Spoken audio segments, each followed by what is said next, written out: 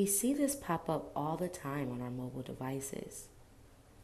But don't you remember not too long ago when this was a big deal? Over the last few decades, computer memory has become increasingly more affordable and widespread as computer abilities have skyrocketed. And in a short amount of time, we went from paying a lot for little memory to the opposite.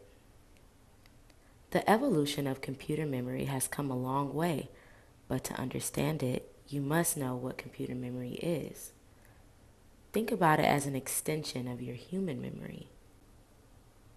There is long-term and short-term memories for tasks and stores information like the human brain.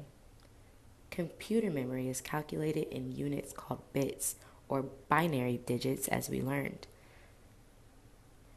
Each one of these is stored in a memory cell that switches with the value 0 or 1, with 0 meaning off and 1 meaning on. Songs, computer applications, and documents all consist of millions of these bits. They are all processed in the brain of the computer, also known as the Central Processing Unit or CPU. To further explain these concepts, to understand each type of memory is important. RAM, meaning random access memory, occurs in the short-term memory of the CPU. This can be seen when a program is running and its locations can be accessed in any order, hence the word random. Memory prefixes such as giga, mega, and tera are familiar in today's age of computer memory. This chart shows what each prefix means and has its equivalences to give a better understanding of its capacity. On this chart, we see the unit prefixes and its equivalences with values, listed from bit to terabyte. A bit, as visualized here, can be visualized as a 0 or 1. 8 of these bits is equal to a byte. As you see, the multipliers are defined in powers of 10, from 10 to the negative 24th power to 10 to the 24th power. To apply this to real-world data storage capacity, here are some examples that can help you further understand how this memory works. In 1 kilobyte, you can expect that it will be an amount of a text on an average print page converted to HTML. However, 1 terabyte could be equivalent to 50,000 trees made into paper and printed.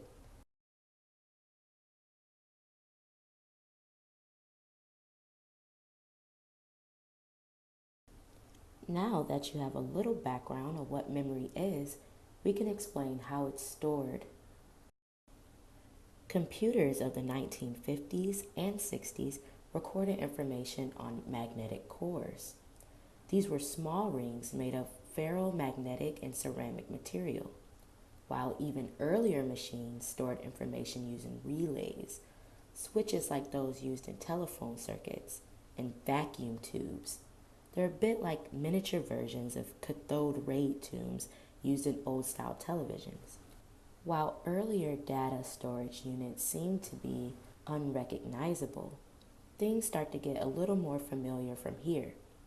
Floppy drives, which were popular from about the late 1970s to the mid-1990s, stored information on floppy disk.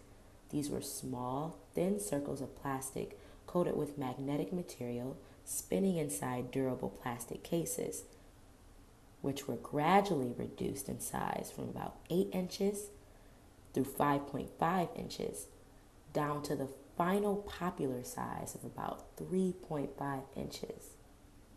Zip drives were similar, but stored much more information in a highly compressed form inside bulky cartridges.